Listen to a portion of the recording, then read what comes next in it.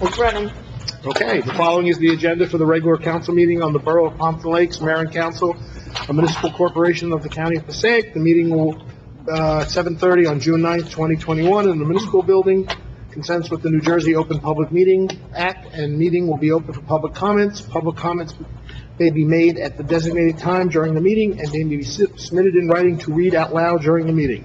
Comments to be read at the meeting may be submitted at least 24 hours prior to the meeting by email to the clerk, office at 25 Lenox Avenue, Pompton Lakes, New Jersey, and must be the length and reasonable to be read within the time slot for public comments.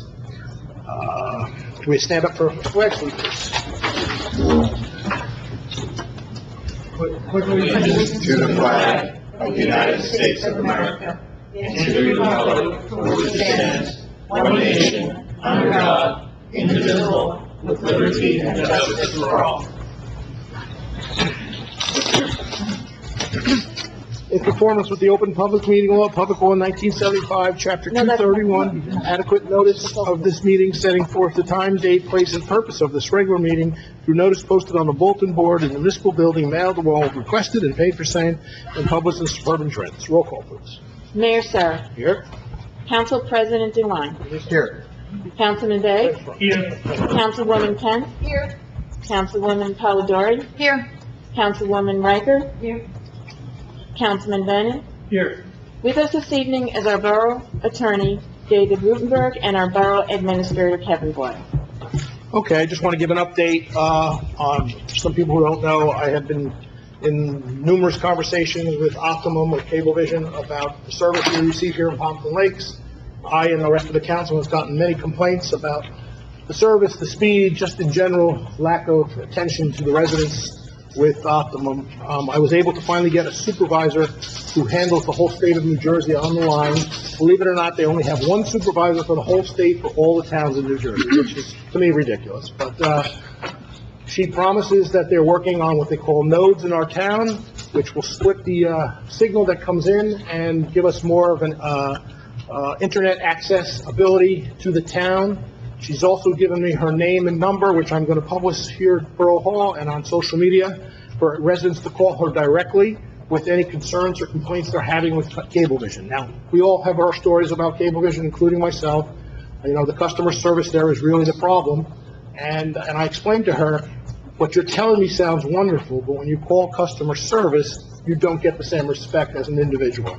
And I can just tell you, for an example, they came to my house, told me I had to do all these things, and then told me to buy equipment that cost about $300 to get a better signal because their equipment can't do what they're supposed to do. So I said, my residents are paying $300 a month for cable. Why would they have to buy more equipment to make their cable work? That doesn't make sense to me. So we were part of a lawsuit that was filed from New Jersey with Cablevision. They did start calling in some towns to speak about the problems. We were not called, but she did tell me that some other nearby towns were called. I think Kinnelon was one of them. So I will keep you updated on what I find out more. But, you know, I can say for a fact that they now at least know Pompton Lakes is on the radar. We are not happy with the service here. We are not. And I told them I don't get a lot of complaints about the price, even though the price is high. I get a lot of complaints about the service and the technical support and everything that comes along with that. So more to follow when I hear more about that. Okay, can I have a motion to open the meeting for public comments? Motion. Councilwoman Polidori, Councilman Denning. All in favor? Aye. Against? Anyone who'd like to talk, you have 5 minutes, and just present your name and address, please. Anybody?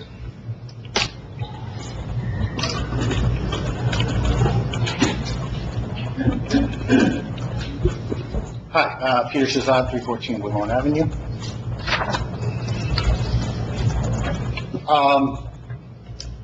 I have been collecting a petition online, for people that are against the ban, which I assume is about to go forward a little bit later, but I want to speak about something slightly different right now. Out of the comments that I received on this petition, almost half of them mentioned some form of stigma, that there's a stigma. All right, so I got to stop you right there. You can speak for yourself, but you can't speak for other people. Okay, so you can speak for yourself. I'm speaking that I noticed that of the comments that I received, Okay, a but certain those- percentage used the word I understand, stigma. but those people have to come up and speak. You can't speak for someone else. So you can speak for yourself. stigma-free. We are a stigma-free town. Correct. There was a gentleman here at the last council meeting who, he was happy that you were going to be banning marijuana sales in this town. He called it a bad drug, a mind-altering drug, as if alcohol wasn't mind-altering. He said it was habit-forming. It's not, physically, like alcohol is. He called it a gateway drug. That is pseudoscience. And part of the propaganda supporting the war on drugs, which has been so much more damaging in creating and maintaining poverty in this country than the problem of people actually using drugs. It should be disavowed. The gentleman used the term pothead, saying, in a derogatory way, saying, great, let all the potheads go to other towns. That's fantastic. No one really corrected this characterization. Nobody said, hey, back off a little bit on that. In fact, the mayor said he personally agreed with the sentiment. He said it's a trade-off on quality of life. The default assumption is that this is a degradation on the quality of life. The default, and the reality is that most people will probably be using edible forms rather than smoking. I would say the majority of people probably will. And you probably won't notice much of anything at all, other than busier stores in town.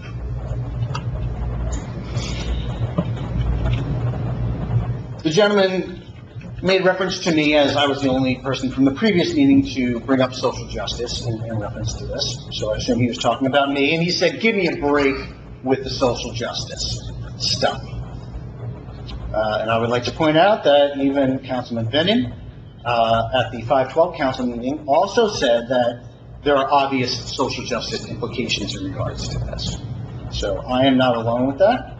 It's not some fringe opinion. And the mayor at the last meeting said that, people are still complaining about taxes and they need to know that we're working on it. Well, if you're going to pass this legislation, then you're not working hard enough out.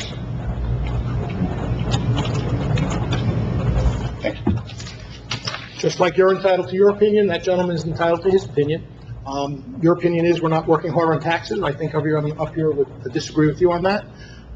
I'll say it again, I've said this probably 10 times already, that we are not against smoking marijuana up here. We're not against edibles. We're not saying anything. It passed 2-1. We appreciate that it passed 2-1.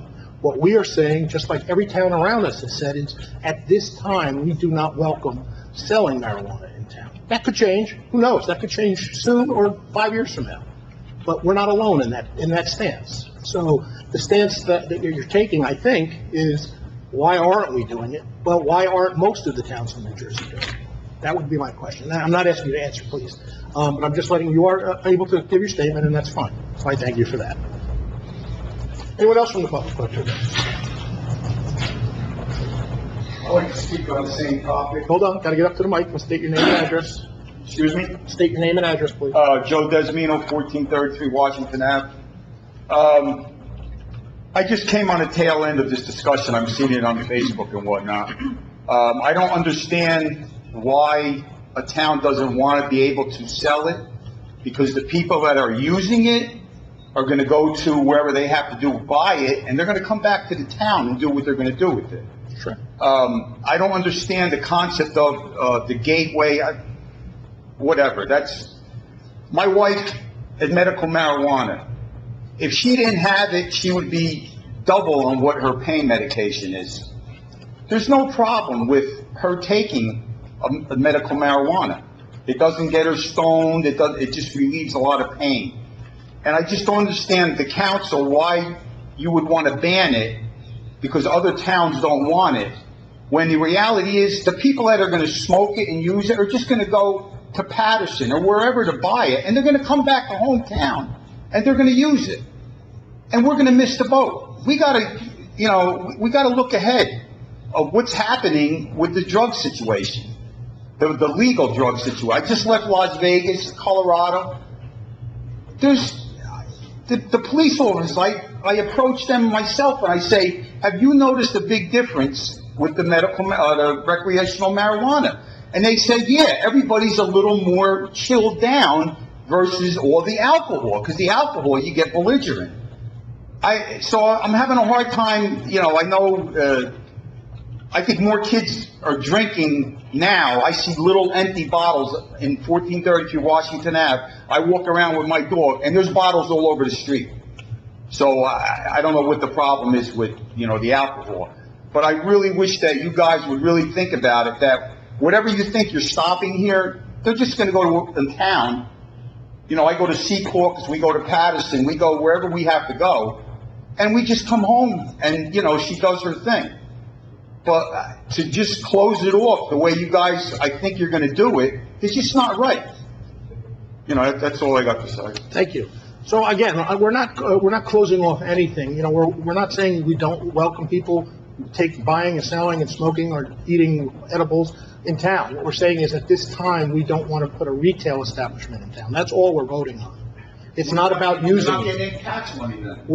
That's what we figure the numbers we looked at would be very minimal to what we're doing with redevelopment, which is in the hundreds of thousands of dollars in tax dollars. So, you know, we're looking at, as I explained before, a project we just signed. In the 30th year of their agreement, it'll be $1 million, the taxes that we'll be collecting on a property that we were collecting $60,000. Let me finish. And when we look at a marijuana, you know, we're a mom and pop town. That's what we are. We're not building a huge complex here, and there's no place to do that. So it would be a mom and pop. And the problem with that is it wouldn't be a lot of tax revenue from us for that. So that's the decision this council's making. It's not about how we use it or who uses it. We welcome it. Someone who you just talked about, your wife, it's working for her. That's great. I'm happy to hear that.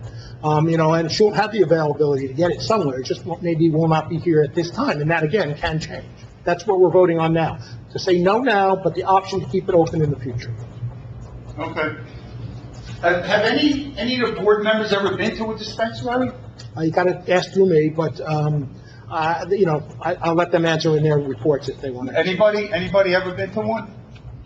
They are the most knowledgeable people that you could imagine. You tell them what your problem is, and they will match up that certain product for you. It's not like you're going down, you know, Graham Ave and Patterson and buying a little nickel bag. These people know everything about it. So I know you guys have never been. I don't think it's fair. You should try to see how the operation runs, because it's very stringent. I myself can't even go inside anymore because I don't hold a card. So I think you guys should try to get something together to actually see what it involves, you know, before you do whatever you're going to do. Thank you for your comment. Anyone else from the public like to address?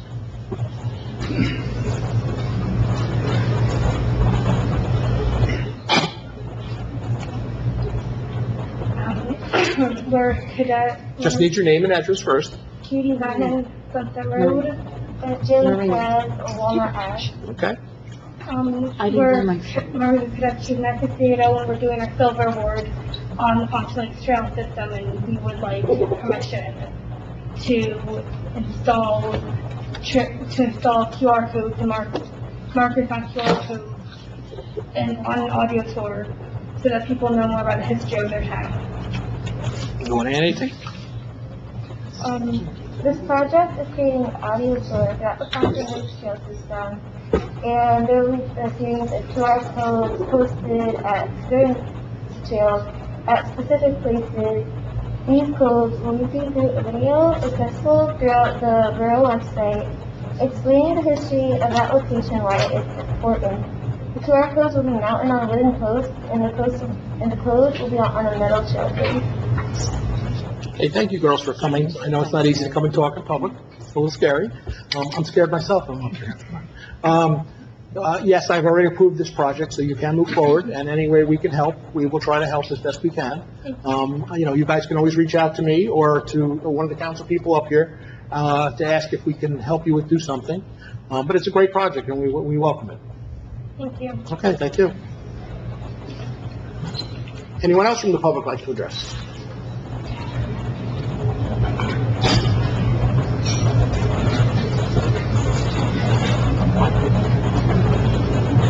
Fred Jenkins, 126 Olive Avenue.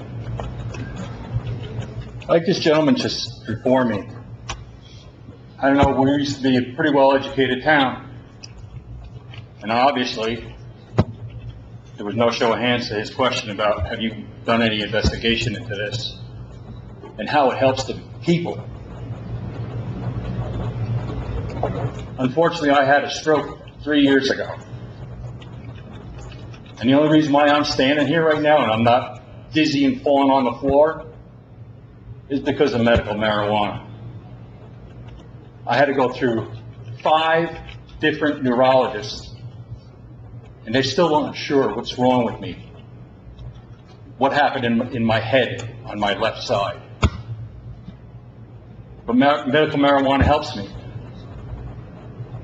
And I'm very conscientious of my neighbors. I don't smoke it, I'd rather eat it. I learned how to make it and turn it into butters and eat butters. I go once a year down to Secaucus. It sure in hell would be a lot nicer to be able to walk up town, or maybe if I can get a bicycle and I can stay steady and ride it, get exercise, to be able to come to this town and purchase it. And like that the gentleman there had said, nobody can just walk in off the street. You're greeted, you show your credentials, you're greeted by an officer, you show your credentials, you show your medical marijuana card, you show your driver's license, and anything else that you need to. In Secaucus, they have certain criterias, so they give you discounts for your inability, not inabilities, for your incapacitation.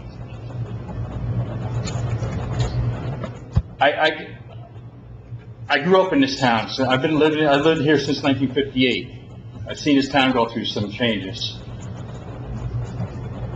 Got to do something about the taxes. This is a viable means to bring the tax down. And I don't know where your numbers are, because I came in on the tail end of this. I can give you numbers if you'd like. Yes, I So very much like to see the So numbers. Bayonne, a larger community, figured out a larger store than we would put up here would bring in roughly $60,000 in taxes, roughly. Okay, that's a much larger town and store than us. We cut that in half, we're bringing in $20,000 to $30,000 a year. That's a drop in the bucket compared to what we're doing in downtown right now with redevelopment. Redevelopment is bringing in hundreds of thousands of dollars. So, yeah, and look, I understand what you're saying about the medical. I'm glad it works. I have a difficult time with that. Okay. Well, we know that And already. the reason These are why I numbers. do is because I've gotten down there and I had to wait because I wasn't driving, and I would get rides down there. And the amount of people that goes in and out of there, it's just unbelievable. But that's a medical marijuana store right now. So you got to remember, when they open up the stores, there'll be other ones. So right now, they're the only game in town, so of course there's going to be a big line. When other stores open up, they'll be spread out, and those numbers will drop tremendously. That's what's going to happen. And look, I'm going to say it again, we're not against it. I'm glad it's working for you. I'm happy to hear it makes you feel better. I think it's a great, I'm from the science field. I know it makes people better. Okay, what we're saying at this point in town is we don't think there's a need tax dollar-wise for a retail store. Okay, what it does in other towns, that's great, and other towns might support it. I can tell you, surrounding towns around us right now have, without giving the public attention, we've given the public 3 meetings on this. Most towns haven't given the public 1 meeting to discuss this. So I think we've been very accommodating to the public.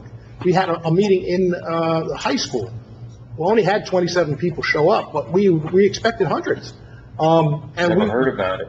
It was publicized, it was on, Channel 77. Unfortunately, because of my situation, I had to get rid of TV, the cable, and Okay. I don't have internet and all of that because I just can't afford it. Right, so what I'm saying is You other go from towns, $1,400 a week cash take home to $1,800 a month, it's tough, for sure. and I barely make it. So other towns just made their decision. We wanted to hear from the public, because the public did vote for this. This was important to this council to hear what the public wanted. And we heard from both sides. There were pros and cons on both sides. Again, I'm going to say it, nobody here has put their foot down and said, marijuana is horrible, we don't want it here. No one's ever said that. What we're saying is at this time, we don't see a need for a retail store. 3 years from now, if it's booming and doing great, maybe we change our mind. But making this decision gives us that opportunity to do that. If we don't make that decision now, we can't opt back in. So we're giving us a choice to opt back in if we want to. So, okay, so this is just basically for a regular mom and pop store? Correct. Well, any retail, but And I can see that it's gonna wind up going like that throughout the whole country sooner or later, because Sure. it's just too big of a weight. And as you know, you grew up in Pompton, we're not a big town, so manufacturing, growing, distributing, we don't have the space anywhere to do that. So really, the only thing that's left is retail for this town. And at this time, what I just said. And what about the DuPont site? DuPont showed no interest, we spoke to them, they don't want to entertain that. Shame. But it is what it is. Okay, thank you. So, to try and bring our taxes down, That's a whole nother discussion, and we got about 5 minutes each, so I can talk about that after, but thank you. thank you. Anyone else from the public like to address? Please step up.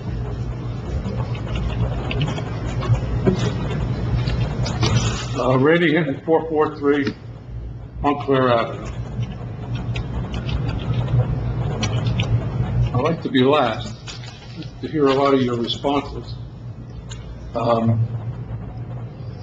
You're talking about what you guys are doing in town as far as redevelopment and the money that you're bringing in. Of course, it's far greater than what you're going to bring in. But every dime, every dollar that comes into the town benefits the town, helps reduce taxes for this gentleman, for me, for all of us. You talk about maybe 60,000 coming in. No, you say that. Well, that was the number you quoted. I said they own that 60,000. Okay. So I if said 20,000 comes 20, in. let's say that. If 20,000 comes in, it covers all your salaries. No, it Oh, it doesn't. wasn't? Yes, it does. What about the police department that needs to put more manpower? I said your salary. But we have- Mayor and council. Well, the mayor and council is a paid position, correct. But what about the police department and the DPW and all the other services that would take care of this establishment? You have to pay for that. The services to take care of what? Stores that were open. So right now, I know. You there's have one- revenue coming in. You always want revenue coming in. Sure, Okay, well, here's a chance for revenue to come in. but we choose where we want the revenue. We feel we have better avenues for revenue than that. You should have avenues for all revenue. But All revenue. you're guessing the numbers. No one has a number on that. It could lose us money.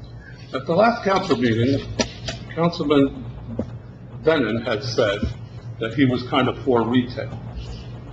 Councilman Devine had said manufacturing and distribution would be a good thing. Now, you said there's no place for manufacturing and distribution. Right now. At what scale?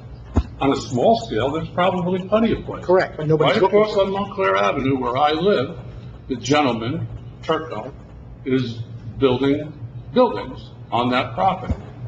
There could be distribution and manufacturing there on a small scale. But they want large scale. They don't want small scale. Who says they want large scale? Well, I can tell you, the only people that have called me, and I get calls on it, are people looking for large parcels. They're not looking for There small. are people looking for large parcels. Right. I haven't gotten any calls on small parcels. Okay, but still, there is a possibility of that. I guess, but I haven't If gotten you vote calls. against it, then there's no possibility. Okay, yes, that's true. So then you're eliminating revenue coming into the town. That's how you want to present it, yeah. No, that's a fact. It's a fact. That's what we're talking about. Okay? Okay. On another matter, last council meeting, the gentleman was talking about the deer situation. Okay? We've been going over this, we'll keep going over it. When I was at Linnaeus, I came across a couple who came and was feeding the deer. Now, there is an ordinance. Did you call the police? No. Well, that's. I wanted to see what was going on. When they rattled the bags, 14 deer came. Okay, so here's what the problem is. It's ordinance 0605, so far that I found. Talking to ex-councilman Mike Simone. Again, I'm not going to take hearsay from somebody. They have to be here to talk about what you want to talk about. You can't speak I for am someone talking else. about the conversation I had with him. and Okay, what but he you can't tell me suggested. what he said. You can only tell me what you're saying. You're here now. I'm saying what he said. Okay, to but me. I'm not going to accept other people's comments. You're unbelievable, I'll tell you. You can't speak for other people. This is a conversation I had and a suggestion he made to me. You can make a suggestion. Which, okay, this is a suggestion. This is what I'm trying to get up, but you're using my time up in this argument. I'm giving you more. Make your And you're suggestion. good at that. Unbelievable. You're wasting, But anyway, the suggestion is, with the ordinance of putting signage on borough property, especially Hirschfield Park, because when I talked to these people, they did not know it was against the law to feed the wildlife in the borough park. It's a good of which it suggestion. is. It's a good And there is a suggestion. fund. I So agree. what I'm asking you, from Councilman Simone's suggestion. I'll take it from you. I know, I'll you'll take think it from about you. You'll think about it. Terry, it's unbelievable. You're wasting your time. Time's ticking. I know, it's always time ticking. So I'm asking you, I already talked to, Dan O'Rourke, and he said he would look to see if there's signs, but I don't think there's any signs for that. But, I mean, could we do that as a start? I would talk it Signage over. up, down, and I Hirschfield? don't, Is that possible? I don't think it's a horrible idea. I don't like a lot of signs because it's a little polluting, but one specific sign in certain areas, I don't have a problem with that. I'd have to ask the council what they feel about it. It is against the law to feed the deer, and it does bring in more deer when you feed them, so I agree with all those things. I don't know how the council feels on it. So later I will take a poll of the council and ask them, or I'll take it now. Go ahead. Okay. Bill? I agree. I'm sure there's signs for that, so yeah. I think if you're going to start enforcing, you need to have the sign to remind people that it's against. It's information. Okay, Jen? Okay. Yes, yes, Yes. Rick? Well, I have to think of that old joke where, the deer don't read, they're not gonna read the sign that they can't eat here or cross here, no deer crossing. I don't think the problem that we have is people feeding the deer. I think the problem is that the deer are eating the vegetation from every piece of land that there is. So I don't think, that's my personal feeling, I don't think that's the problem. People feed the geese. There was a big move, not to feed the geese. It was through word of mouth, pretty much. I don't think we ever, I don't know if we have an ordinance, maybe we do. We do. But, okay. It's wild, But it's general. But I don't think the deer population is exploding in Pompton because of people feeding them. I think it's because there has to be another alternative. Okay, now, saying that, and I appreciate that, because that does make sense. I am, one of the things that really bothered me when I first became mayor was the signage, so many signs in our town and every town, that they mean well when they're first put up, and then 10 years later, they're left up, they look horrible, they get ugly looking. That's maintenance. Well, but it depends who puts it up. It could be, a football team that won a championship, or it could be the Knights of Columbus, or it could I'm be... talking about law. I'm talking about ordinance, which is law. Ordinance, we could maybe find a spot down at Hirschfield. I don't know how much it'll do, but we can try it and see how it goes. Since every council's in favor of it, I can talk to Dan and Kevin and see what we can do about it.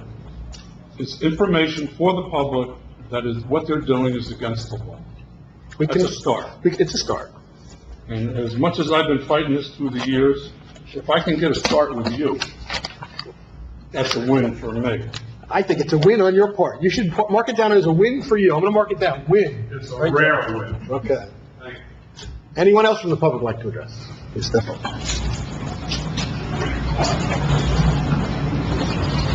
Jimmy Rose, 410 Colfax Avenue. Sorry, I meant to keep this on, but don't put a Listerine strip in your mouth while you're wearing a mask, because it's basically tear gassing yourself. I'm listening to the comments that are being made about the dispensary, and I keep hearing almost like an either-or kind of thing. Every time it comes up about what the tax revenue is going to be, it's like, well, we're going to get more from the redevelopment. Is it an either-or situation? No. Okay, so is there a reason why we can't do both? Yes, because we feel at this time it's not beneficial to the town to have it. And that's based on a tax analysis that you've done? Not have nothing to do with taxes. Right now, again, we're gonna say it again, I'm gonna say it again. We are not against marijuana. At this time, we don't think a retail establishment works in our town. Why? That's the opinion we have. We don't have to give you What's a the reason. opinion based on, is what I'm asking. Because if it's based on the fact that other towns That's a doing good it, start. then that's kind of a juvenile reason. Well, then why are the others? There's no science behind, I don't care why the Well, then other I'm not, I don't This is care. projected to be a $24 billion business. In Pompton revenue Lakes? No, not Pompton Lakes. Can I Okay. finish? Okay. Is it my 5 minutes? Sure. It's projected to be a $24 billion revenue business by 2025. I would think with as many empty storefronts that we have, that we would like to get it on the ground floor of that we might have something that grows. I'm kind of curious, was this kind of attention given to the vape store? Yes. Did you look at it and you decided you were getting the tax revenue from that? No, we tried very hard, but there was laws protecting them. Okay.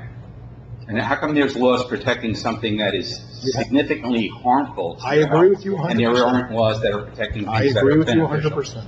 What's that? I agree with you 100%, but those are state guidelines that we have to follow. Okay, so I'm still not hearing a reason other than it's your opinion that it's not. It's not first of all, I don't vote, it's the council's opinion, okay?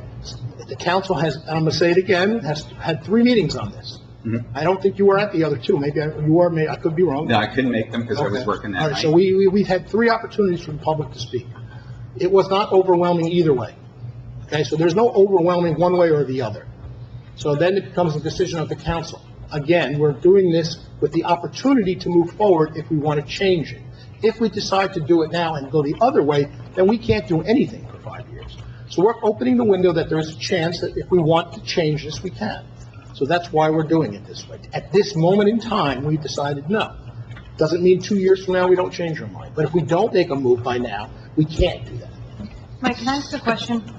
Can I ask the attorney for some clarification on something as far as having a retail marijuana store and eligibility for a pilot in a building? Is there an issue with that? Not that I'm aware of. No, I might as well jump in now. To your question, is there an either or? There absolutely is an either or when it comes to redevelopment or marijuana retail.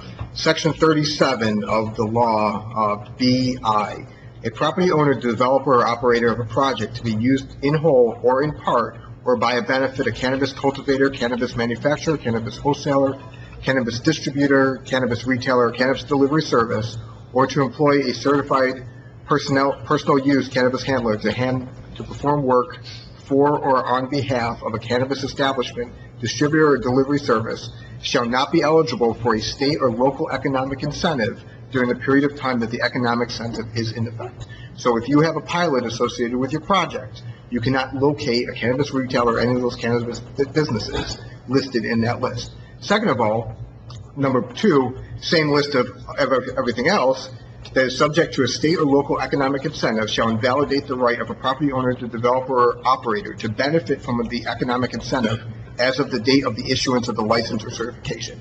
Therefore, if you open a cannabis retailer or any cannabis business on your property, or you're the owner, you cannot receive a pilot.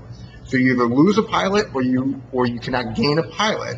And as the mayor's pointed out, for example, the Capadaglia project, okay, year 1, we're getting $360,000 in pilot funds, okay? That's an increase from $100,000 that we were getting split among the different entities before. So right from year 1, we're getting a gain of $250,000. If they were to locate a cannabis retail business, we were to permit it in the downtown, okay? They were to locate it, they would lose that pilot.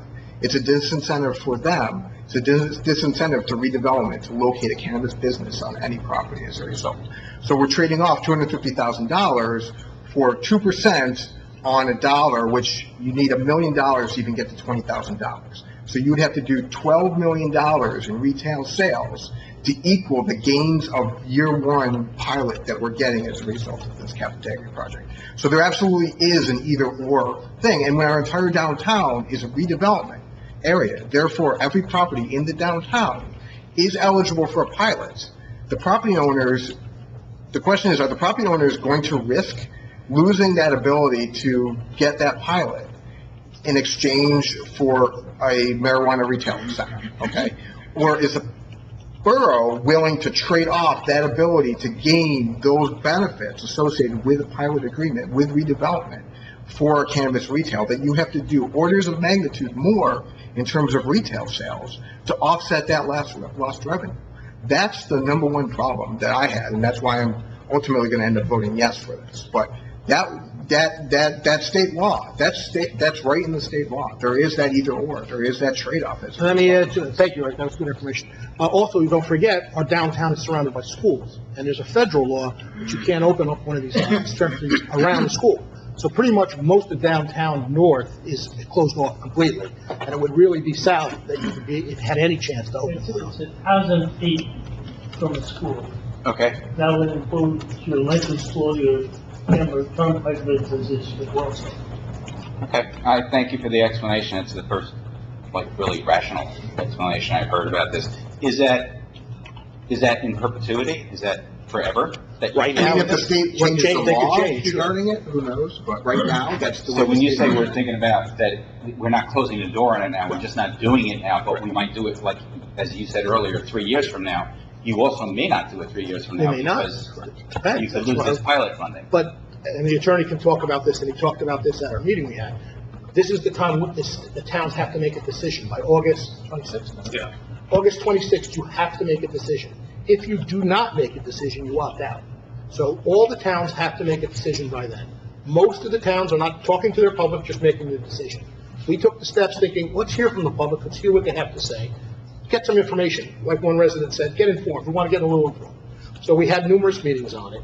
And then with this information that Eric's talking about, and then school function, at this time, it doesn't seem the right time for us to say. But it opens the door, that we're not shutting the door right now.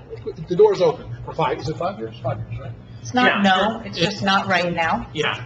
And it allows us the opportunity to see how this unfolds in other communities and to decide what is best going forward. So it's not a no, it's just not right now. All right, thank you. Thank you. Anyone else from the public like to address? Seeing no one, can I have a motion to close the public session? So moved. Councilman Riker, Council President Devine, all in favor? Aye. Against? Okay, approval of minutes, regular meeting minutes from May 26, 2021. So moved. Council President Devine, Okay. Councilman Day, all in favor? Aye. Against? We have no bills and claims. Consent agenda, anybody need anything pulled for the consent agenda? Nope, whenever you're ready, Liz. Whereas the mayor and council of the Borough of Pompton Lakes has reviewed the consent agenda consisting of various proposed resolutions, whereas the mayor and council of the Borough of Pompton Lakes does not desire to move resolutions for individual action from that agenda. Now therefore be it resolved that the following resolutions on the consent agenda are hereby approved. Resolution 21-177 through 21-185. Okay, can I have a motion? So moved. Council President Devine? Second. Is that Riker? Councilwoman Riker? All in favor? Aye. Against? Separate action? There's none. I'm First going to go reading? right to the first reading, ordinances, introduction. Ordinance 21-20, an ordinance adopting the redevelopment plan for 525 Wanacue Avenue, Block 7400, Lot 11, in the Borough of Pompton Lakes. Motion to approve ordinance 2120 for introduction. So moved. Council President Devine? Second. Councilman Bennett? Roll call, please.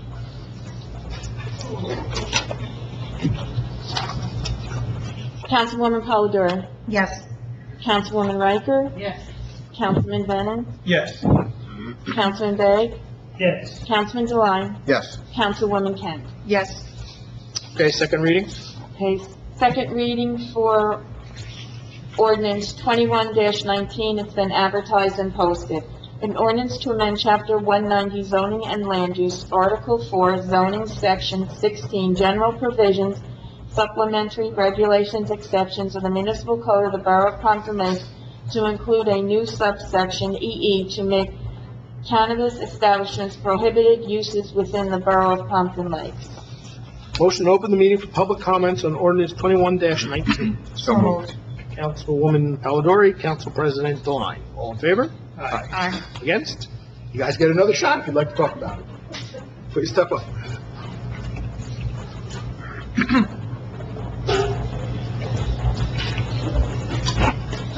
Peter Shazot, 314.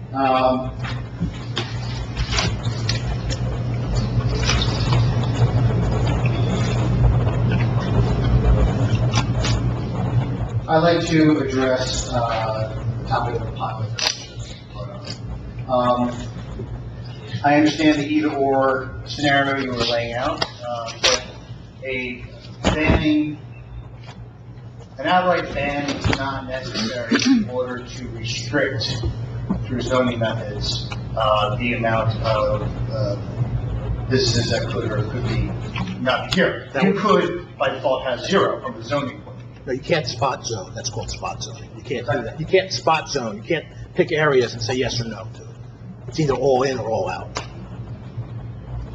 Right, but so you could say, but if you can change that designation quickly, though, you could say either all in or all out at whatever point in time. And again, that really would be up to the business owner to decide whether they wanted to potentially risk their pilot status. Or that, Yes, sir. Quite frankly, the economics would, to any reasonable person, probably prohibit them from doing so, just on their own economic interest. So I don't, for the town to preemptively come in and remove that right, that right of choice from the business owner is, it's anti-freedom of life. No, they still can make the choice. They just can't get a pilot. They can still put it. But by doing this ban, you. Oh, if you mean if we do it, yes. You are removing that choice from their purview. Correct. And even with the pilot concerns, again, that does open up the northern section of Denver Turnpike. Well, the school was there too, though.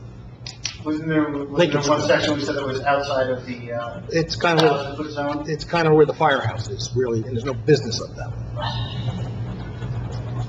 To be honest, I almost don't care if a business actually came here.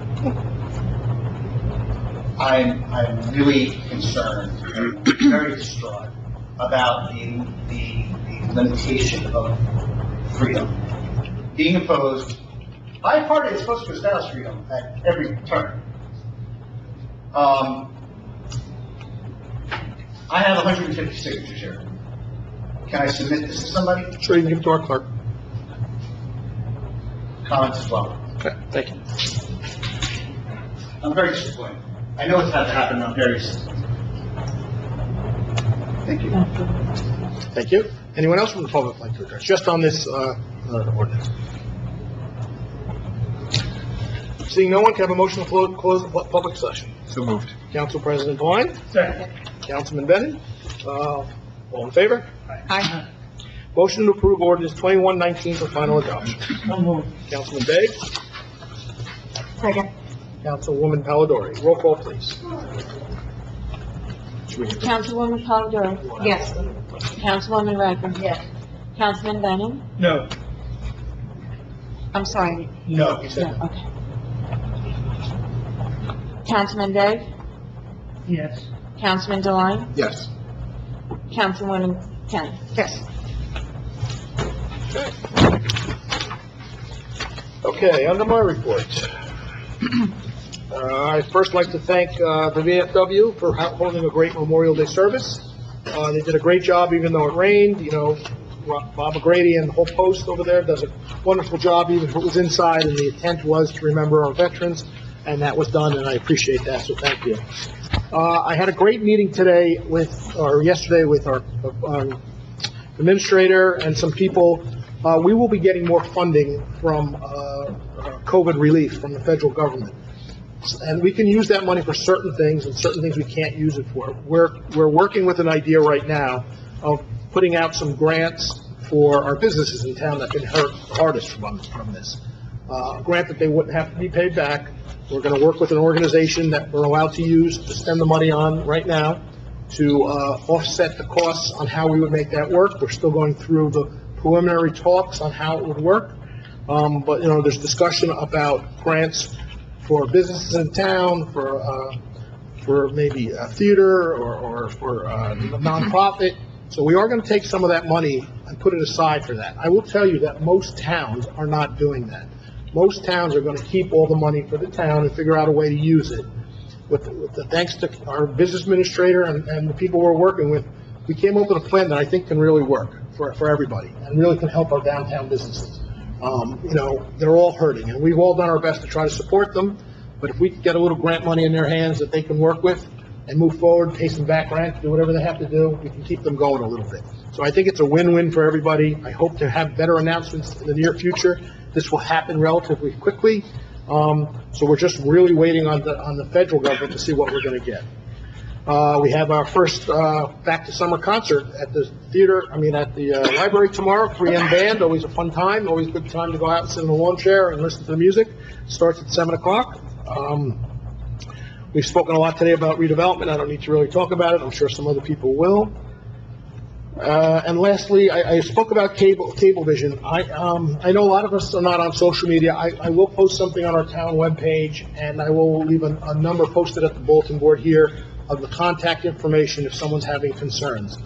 This bypasses the 800 number that you call, and you get an operator maybe from overseas that really has no care in the world about what's going on here. This person works as in charge of New Jersey. She's offered to give her name and address out and email out to the residents, so I'm going to do that, and I hope people take her up on their problems we're having with Cablevision. I know there's some council people up here, and myself, that have run into some real headaches with that. And that is my report. Council President Dewan. Thank you, Mayor. I'm sorry. I forgot one thing. I have an appointment. I'd like to appoint, where is she? Okay, go ahead. You do your report. I'll come back to it. Yep. I'd also like to thank VFW Post 2906 for holding their Memorial Day service. We obviously, they had a small service last year. It was generally rained out this year. That post works really hard to organize this event and then to adjust based on weather, and we still had good attendance. And it's always a meaningful event. So I want to thank them for that. I just want to let everybody know, once again this year we applied for silver status for Sustainable Jersey. It wasn't nearly as big of a lift as it was the previous year, but hopefully, again, as I mentioned last meeting, we should find out sometime this summer, and they typically have their award luncheons at the League of Municipalities. That's going to be held in November. The last point I wanted to make, and it wasn't because we went through the vote, banning cannabis retail, and I'll add another point on that. In addition to my point regarding the trade-offs regarding redevelopment, and the 1,000-foot from schools, which I don't think can easily be dismissed. There is a cannabis commission that the state organized, and they've had 4 meetings so far. And their most recent meeting was June 13th. And this meeting, June 13th, that just happened, their next meeting, they met most recently at the beginning of June. But this meeting was to take comments from municipalities on how they should develop regulations on cannabis businesses. So the clock is ticking against us by the end of August to adopt some kind of ordinance on whether we're going to opt in and opt out. And the state commission doesn't even know how they're going to regulate these businesses or not. That by itself is inherently problematic. It meet again July 13th and again August 3rd. So we have 2 meetings, we have one more meeting in June, we've got a meeting in July, and we have a meeting in August. And we don't know when the state is going to come up with regulations regarding these businesses. So how are we going to open the doors up to businesses when we don't know what what rules they're playing by? So again, and I get the point. People voted for recreational marijuana. It's legal. I don't think anybody's saying that there's a stigma attached to it, and that's the decision that we're making. Zoning out certain businesses is just like we would zone out any other businesses based on a variety of factors. It's why you can't build a store next to a residence.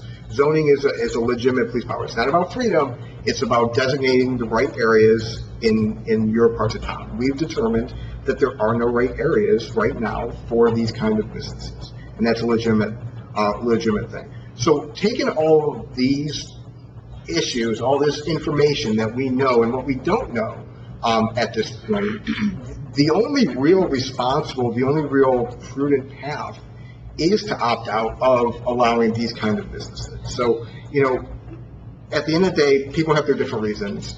Mine was economic. It's wading into something that we don't know what we're getting ourselves into, and it makes much more sense to buy that time that we can buy ourselves when we've got already a clock ticking against us and we don't know what how these businesses are going to be regulated, we don't know what's to punish bad actors. There's a whole lot of things that we don't know. So to open up the door at this point just didn't make any sense. People may not think that is the best way to go, that we won't be the first to market, but that really is the most responsible path. That is the most prudent path, and that's the path that fortunately our borough took. Well Thank said, you, Mayor. well said. I have a motion to appoint Bernadette Chilmia to alternate position on the Recreation Commission. Have a second? Second? What was that? Second. Councilwoman Kent, all in favor? Aye. Against? And I forgot to mention that we will be having our Pompton Day, normal schedule, normal ways, and we are looking for people to help. We're hoping to even bring back Jimmy maybe to get back involved. We can look for some new ideas, and, we've been doing it a long time, and we'd like to change it up a little bit. So if anybody has some great ideas, please let us know. And we'd like to help. We're looking for help for it. So that's my pitch on that. Councilman Bay. Thank you. I'd like to thank the VFW and Bob McGrady for the services that they had on Memorial Day. Bob's been doing this now for about 48 years, and he's done a great job all those times. I received the Pompton Lakes Riverdale First Aid Squad report for the month of May 2021 from Chief Ken Razzi. There were 77 calls to the service for the month of May. There were 41 calls in Pompton Lakes, 20 calls in Riverdale, 14 duty calls in Wanacue. There were 52 medical emergency calls, 10 trauma injury calls, 1 CPR, 2 motor vehicle accident calls, and 5 fire calls. I attended the Pompton Lakes Board of Education meeting on June 8, 2021.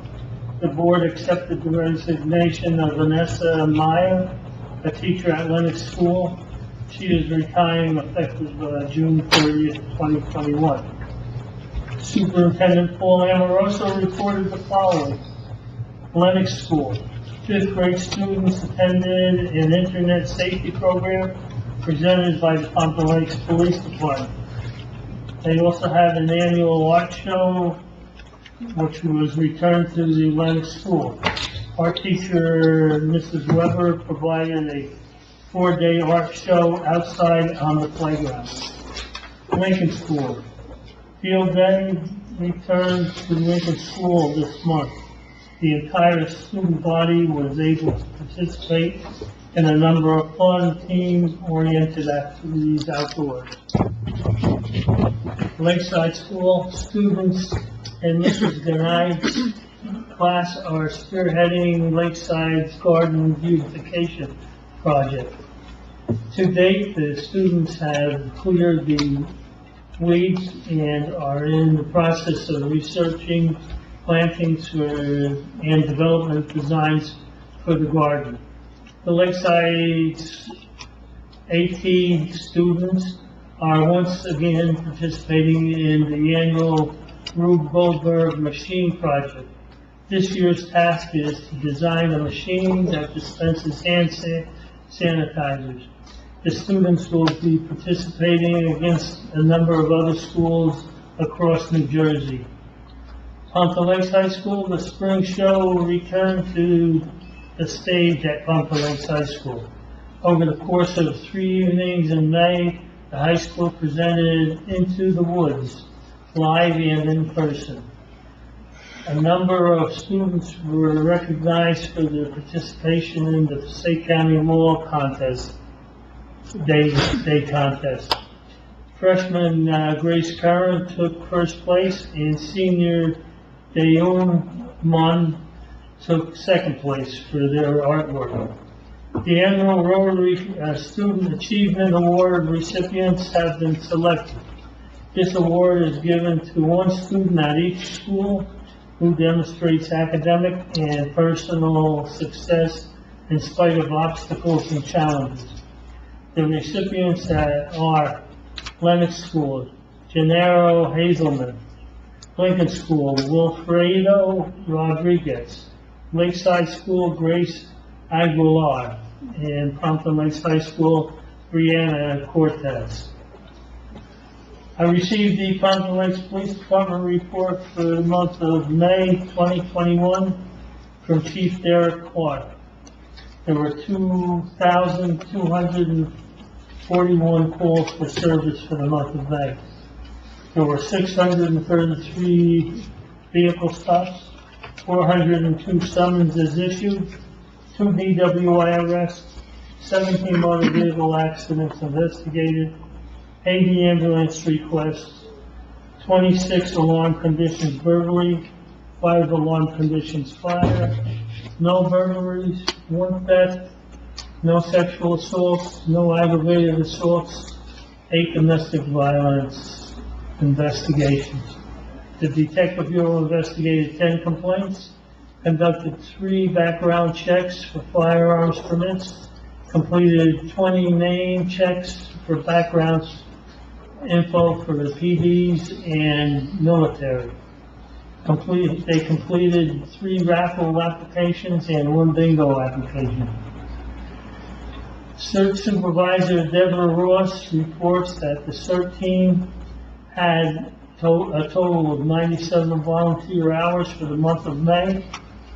Most of those hours were at the Wayne Vaccine Clinic at Fraser Shopping Center. I received the Pompton Lakes Fire Department report from the Fire Prevention Chief, John Keating. He reports that there were 29 alarms for the month of May,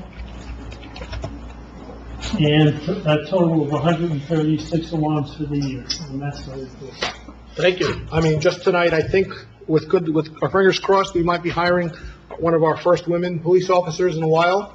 As long as she passes all her testing and going to the academy, we will be seeing a woman come on the force, which is nice to see. We haven't had one in a while, and sometimes it's very difficult to find the women officers. So I'm glad to welcome her aboard.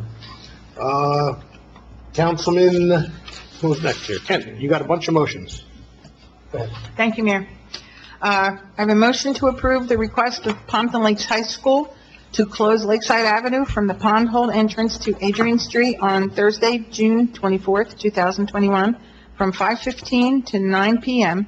for the 2021 high school graduation ceremony that will commence at 6:30 p.m. Rain dates, Friday, June 25th, 2021, and Saturday, June 26th, 2001, with a time to be determined depending on weather. Police, fire, first aid to be notified. Can I have a second? Second. Councilman Begg, all in favor? Aye. Against? Okay. Thank you.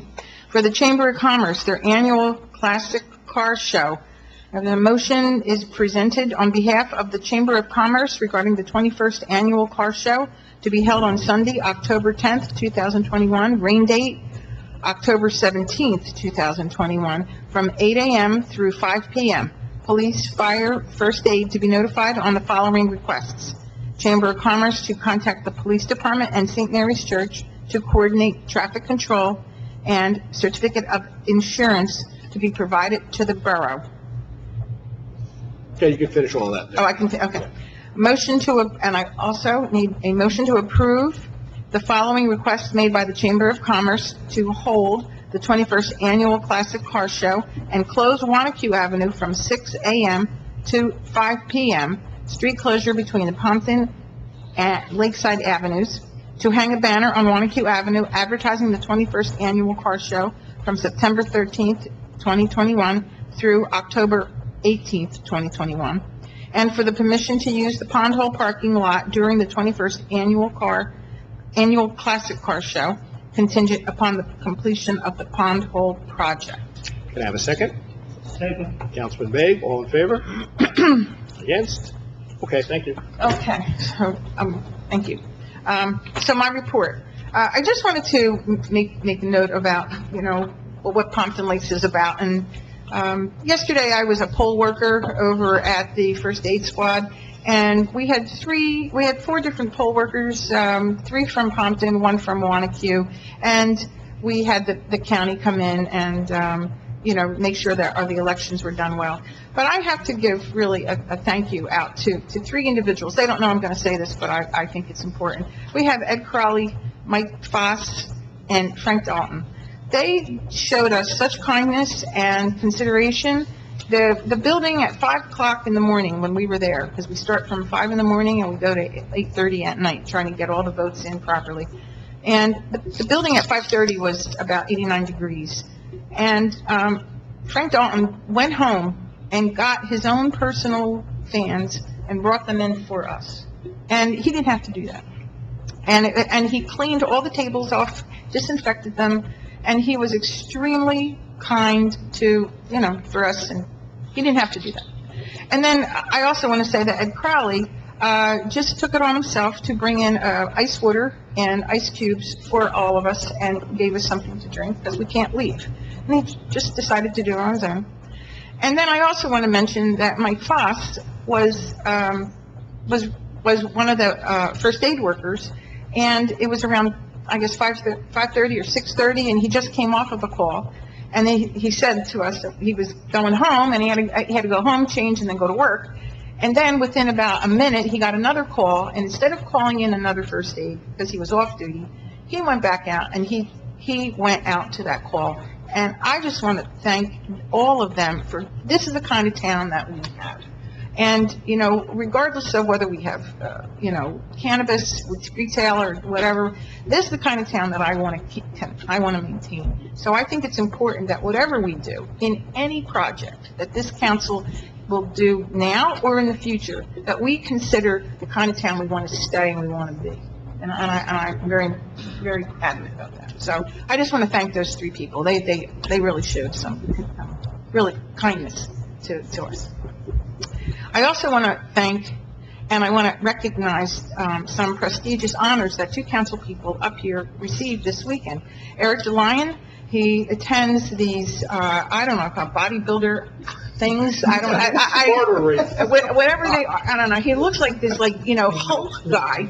And the athletic endurance that he puts his body through is amazing. I mean, he's got mud and dirt and everything all over him, and he's happy. That's the worst part. He's happy. But it shows, he's very dedicated, and he won a medal. I mean, everybody gets it. Oh, okay. But it just goes to show how, he's really very, very well, I guess you need physical and mental endurance to do that, and I give him a lot of credit for that. And I want to thank you for showing, being a representative of Pompton. And then the other person I want to mention is Ek Fennon, who not only put together a wonderful program for his Taekwondo group. Do I have that right?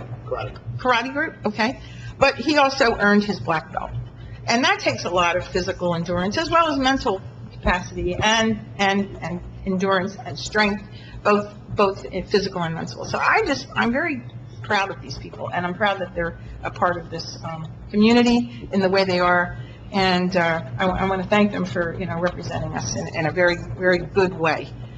Okay, I also, so that's all I wanted to say on that. I also want to thank the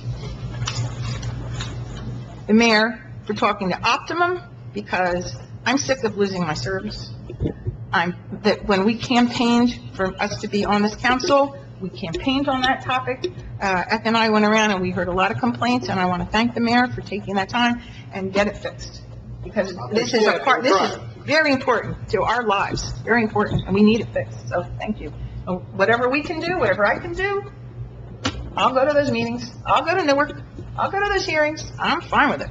I want to get it fixed for us. So thank you very much. I also want to thank the young Girl Scouts, Katie and Melanie Venon, for coming up here and going over their project. These two kids, I see them on the trails, I see them on the river cleanup, and they are very dedicated to Pompton Lakes through their program and through their parents. And I want to thank them for coming up, and that takes a lot of courage to talk to a group like this. I also want to thank all of the residents who came out tonight. Maria, I just want to correct you, just because you'll feel bad. It's Jaylene was the other person. It's not the two daughters, it's another. Oh, I'm sorry. So it's Jaylene, is that correct? Yes. Oh, I'm sorry. What was her last name? I'm drawing a blank. Oh, okay. Katie and Jaylee. Oh, Katie and Jaylene, I apologize, but yeah, the Girl Scouts, they do a lot in this community, just with the projects that they do, so I did want to thank them. Okay. I also want to thank the residents that come out and to let us know their opinions about what we're going to do, because we have to have a dialogue. And although we may not agree, and we may not do exactly what you want, I think it's very important that we understand the difference between the medical marijuana and the open purchasing of recreational marijuana. And I want to thank Councilman DeLine for going over the needs of what the pilot requirements are, because that's something that this town and this council, previous councils, previous mayor worked on for about 10 years, and Councilwoman Riker worked on for about 10 years to try to get this very large revenue and security for our downtown. And if we would pass something or not pass something in a way that would jeopardize that would just get rid of 10 years of hard work, which would not make sense. So it's very important. I personally would like to see, if we're going to do anything with this law, I want to see the law first. I want to see the regulations passed. I want to know what New Jersey legislature has in mind for the towns, because we could pass something or we could do nothing, as the as they say, if you do nothing, then people can come in and do whatever they want. We may not have an opportunity to change that, and it may not be in benefit of our town. So I want to thank this council for voting the way they did, and I want to thank the mayor for his position on this and explaining it. I hope he's explained it very clearly to the residents. I think you did, Mayor, and I thank you for that. I also, okay, so as far as my work here, I attended the virtual flood board meeting. The flood board, they do a lot of work with stormwater management, with records reports, with looking at different flood management plans, and we had about a 2-hour meeting, and it was, I'm sorry, a 1-hour meeting, and it was very informative, and I want to thank them for that. I had a recreation meeting. We are looking for volunteers, as the mayor said, for Pompton Day. Anybody wants to volunteer their time, I'm getting names, and they can either send me an email or Karen Murphy. I had a Board of Ed meeting at June 1st, and we almost didn't have a meeting because they didn't have enough trustees up there, and I have to thank Bobby Cruz. He came in, he was at an office meeting, and he left his job, he came in, and they had a quorum. So, and that was important because there was a 34-year secretary, Jennifer Zeckmeister. Anybody who knows Jennifer, any parent who went to Lincoln School knows what a wonderful secretary she was for Lincoln School for all those years. She's retiring, and that was a big deal to her, and so they did accept her retirement papers. So I want to thank Bobby for coming in again and putting his job second and putting the board first. So, very good man. And last but not least, I just have to say what amazing, beautiful docks we have down at the Lakeside Park. And I just can't gloat enough about the whole project. And I want to thank personally Councilwoman Jennifer Polidori, who was basically the project manager with the mayor on this. Did an amazing job. It looks beautiful. I'm hoping that we have another maybe second part to it or another phase at some point. But I've gotten over, I guess, 300 likes on Facebook, comments. Everybody loves it. And it's being used in a good way. We have kayaks. We bought, Recreation purchased 2 new kayaks, so we do have kayak rentals. $10 for an hour. You can't beat that anywhere. Go and try it. But everybody go see our new docks. We're very proud of it. And that is my report. Thank you. Yeah, the docks came out beautiful, and, it's nice to see the 8th grade dance. They decided that's where they were going to take all their pictures for the first time, was on our new dock. So it's nice to see that being used. So it came out nice. I thank everyone involved, including yourself and Councilwoman Polidori, for putting it all together. And the Open Space Committee did a great job on it. And, it only will get better down there, I'm sure. Councilwoman Polidori. Thank you. First, I want to say I was thrilled to hear Councilwoman Kent's motions, because we have car shows and Pompton Day and graduations and parades all starting to take place again, which is definitely a step in the right direction. So it's absolutely wonderful to be out there again doing these things in person with the community. Unfortunately, the weather did not cooperate for Memorial Day, so we were unable to have the parade, which I know everyone was looking forward to. I do want to say, I imagine that it's a tremendously difficult decision to make a decision to cancel an event such as that. So I do want to thank the members, the post commander and the other members of the VFW for still pushing forward and, being able to regroup and bring the ceremony inside so that we still could actually celebrate what the true meaning of the holiday is. So I thank them for their hard work. It was an honor to be there to hear Senator Corrado's remarks, as well as Mayor Serra had an opportunity to get up and speak. So it was very nice to be able to see that take place. I want to give a shout out to two organizations that we have in town. The last 14 to 15 months, and I've said this numerous times in my remarks, have been incredibly challenging for our groups to get out there and commit to the activities and fundraising goals and the support that they normally offer to the community. And we have so many groups in this town that, despite not being able to, perform in the usual fashion with the fundraisers that they hold, they were really able to pivot and create some of these virtual and online fundraising and really just stay diligent in their work with the community. One of them I am a proud member of. I have to say that being a part of the Women's Club is truly an extraordinary experience. They continue to maintain all of the projects that they could possibly work on in this, through this pandemic. And most recently, we just closed out our last fundraiser, I think, before we switched back into being in person again. I was honored to be a part of working with one of the members on a project that we did for Free the Girls. So I think you may or may not have seen it online. We were able, through the community, to collect almost 400 bras, which are being sent to El Salvador, Mozambique, and Costa Rica.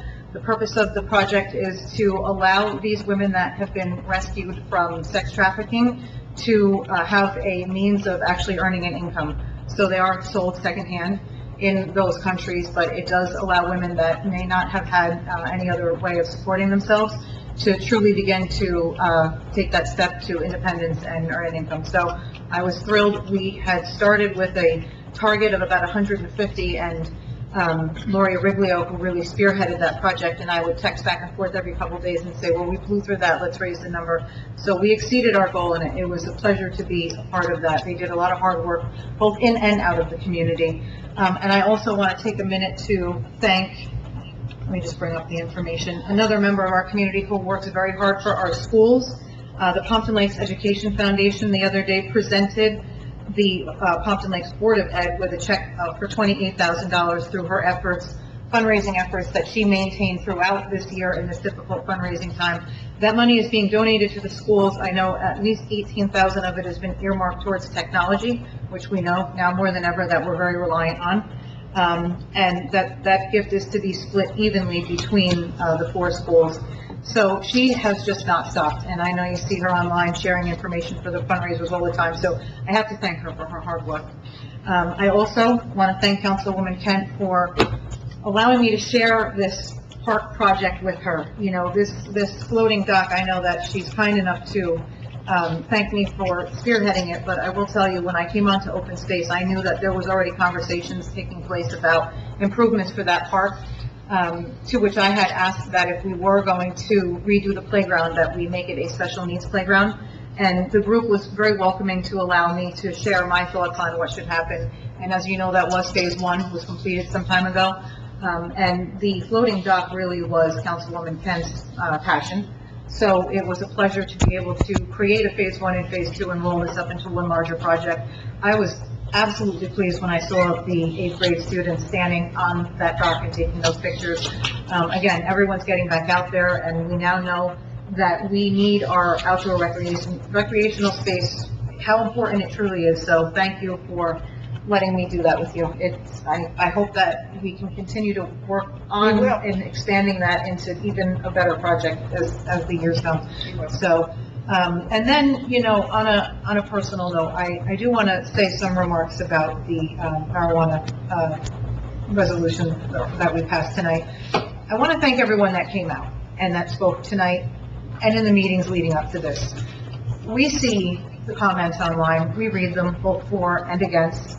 We've attended these meetings, we've had people email us directly, and I won't speak for everyone, I'll speak for myself, but I do truly think that my thoughts echo all of the people sitting up here. We've put a lot of thought into this, and I can tell you personally, the decision that I made was not based on my opinion. It was based on how I interpret my responsibility for sitting up here as a councilwoman. I feel that it's my responsibility to act in the way that I feel is best for the community. Not necessarily saying that I do or do not think that approving this would or would not be best, but I think a decision needed to be made that allowed the most flexibility so that we could take a minute to breathe and see what was happening and make a decision in the end that is ultimately best for the community. Opting out is just that. It's not saying no, it's saying not right now. And it allows us some time to digest the information and to see what other communities are doing. Personally, I think it was an unfair responsibility to put the burden on the municipalities to make this decision in advance of there being any formalized legislation. I don't think that it should have happened before. I think it should have happened after. As you saw with some of the earlier laws that came out that had to be dialed back and altered as they pertain to the children and how the police were supposed to handle children being caught with marijuana, we saw that that was clearly a mistake and it had to be tweaked.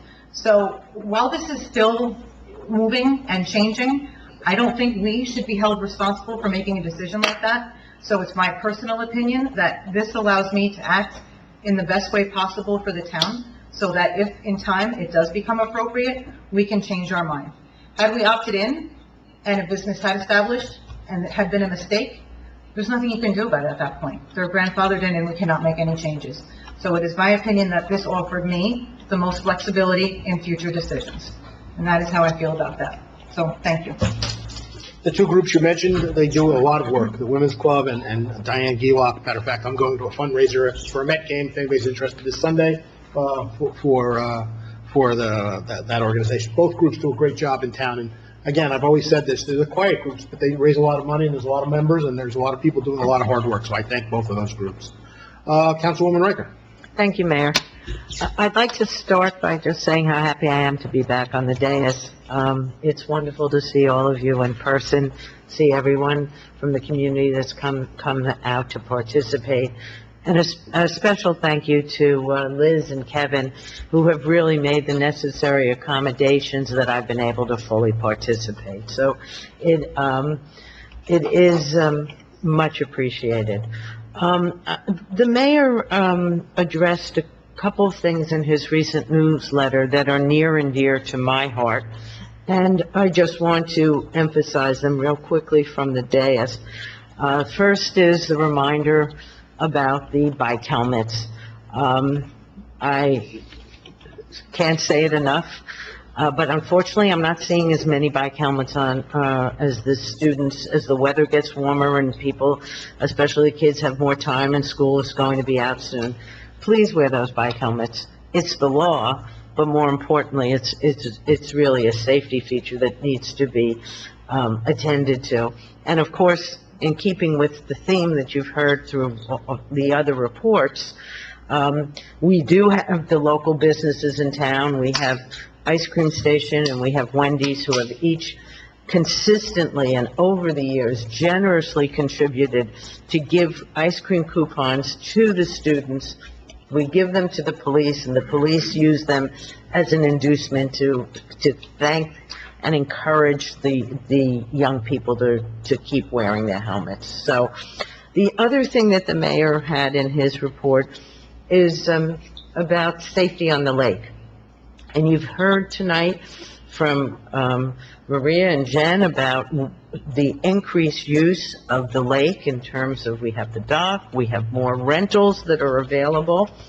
We also have, and you've heard a little bit about this, you've heard that the police will soon be getting a patrol boat. It's been a while in the making. The officers have been trained. Kevin, did the dock get installed properly on Monday? Is it there? It's in, yep. It's in. So we've got the separate dock, not the dock that the councilwomen to my right have referred to. There's a separate dock that's in for the police patrol boat. The boat has been ordered, and it will be outfitted for the special requirements the police need. And as a reminder that we do have people with jet skis on the lake, and jet skis are not allowed on the lake. The chief has gone to great lengths to even knock on doors, or he knows where some of the jet skis are coming from, to let them know that they are not allowed to go on the lake, and that pretty soon there'll be some significant enforcement. So, Mayor, I thank you for acknowledging those in your letter. There's something I read just recently, I guess it was yesterday, that there was a Rutgers University poll that I read that was very distressing. They said that 1 in 4 people, that only 1 in 4 adults in New Jersey realized that yesterday was a special day in New Jersey. Councilwoman Kent talked about it. It was Election Day. And I was very disheartened to see how few people realized that yesterday was a primary election day in the state of New Jersey. As some of you know, the way I came to be on this dais is that I was, for decades, very involved with the League of Women Voters, and I was a moderator for debates around the state. And it was my interest in voting rights and my interest in making sure that people appreciated the right to vote that really, I guess, originally brought me here to serve on council. So I really want to thank those of you in the community who went out and voted. And if you didn't, please remember the next time on Election Day, please take advantage of your right to vote. And if for some reason you're not registered, you have plenty of time to get registered for the next election. And it keeps getting easier and easier in terms of being able to do it online, being able to do it in person, being able to do it by mail. It just keeps getting easier. So please get the word out. And those of you who have teenagers who are close to 18 or have influence with the high schools, please, years ago, the League of Women Voters was really active in getting into the high schools and getting the 18-year-olds registered so they appreciated it. Now, Motor Vehicles does it somewhat differently. I don't think the League has those programs quite as actively, but please don't take that right to vote for granted. Just a couple of more positive good things. The Women's Club. You heard a lot about some good things that were going on. Several things that weren't mentioned. We had a wonderful program last week. Our speaker was Randy Hinton, who's sitting in the audience. You know Randy for coming up and talking to us about the deer, but what he talked to the women about was he's really an avid gardener. The information that he shared with the group was fascinating. There were so many questions. It was all on Zoom. And thank you for giving your expertise to the group. The other thing that was not mentioned, and I might need a little assistance, all the women you see here, Liz and the three of us, are all members of the Women's Club. The Women's Club currently has a raffle. Isn't it still going on for another couple of weeks when you're talking about fundraisers in the community? But I'm not sure exactly what the raffle is. 50/50. No, I know it's 50/50. I don't know what it's trying. Is it funding a particular project, or is it just as a resource for the Women's Club? It's a resource. It's a resource? Okay, so, any of us can help, and Sharon Sony has been very involved in it, in terms of, if you want to support these groups, the raffles are $5 each, they're still available, and it is a 50/50. In my notes, Jen mentioned about the Pompton Lakes Ed Foundation. A shout out to Diane Gielock. She continues to amaze. $28,000, $18,000 for tech, and then $2,500 for each school to be used as the principals designate is really quite an achievement. And my last remark is that, we've heard about the accomplishments of Councilman Venon and Councilman Deline. Our mayor is going to be getting a new title soon, in addition to everything he does, and he's soon going to be a father-in-law, so congratulations on your upcoming wedding. One at the beginning of many, unfortunately. And Mayor, that's my report. Thank you.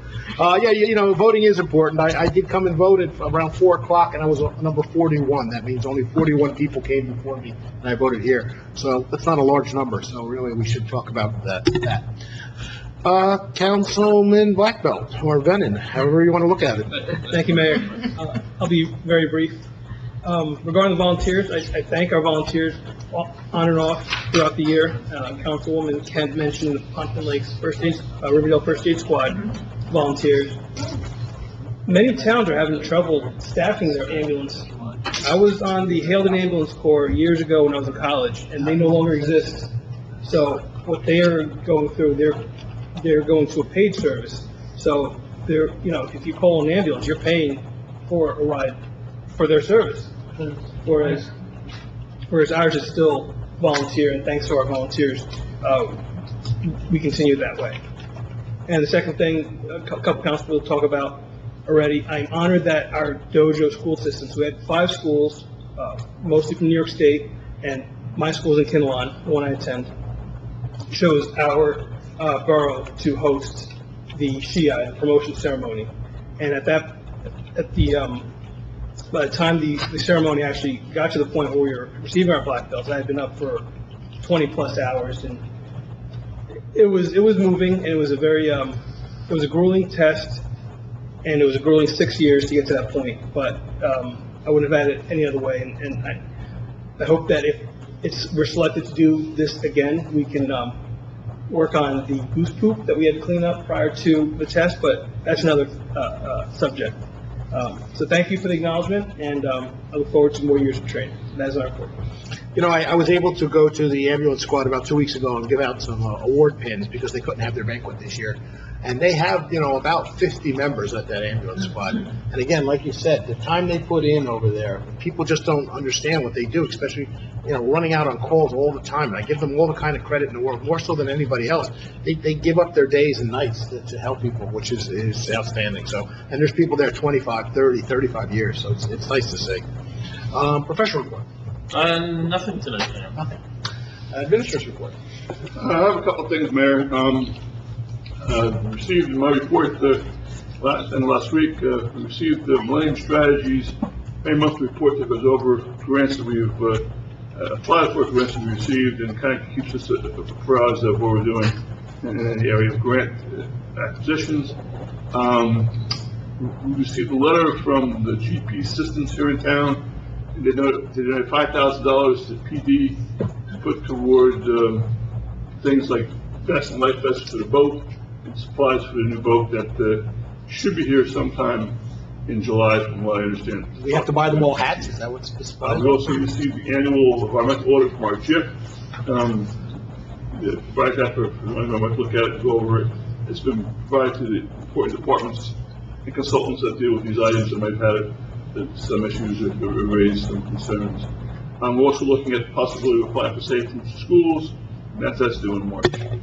On some of the projects, Colfax Avenue, we're just waiting now for the contract to remove the large tree on Colfax. That's going to probably be done, I think, on June 22nd or 23rd. Once that is done, the final paving and milling will be done, and that road will be finished. At this point in time, he's finished a small project on Woodovely and a small project on North Legion Street while he's waiting for the contractor to get back into town.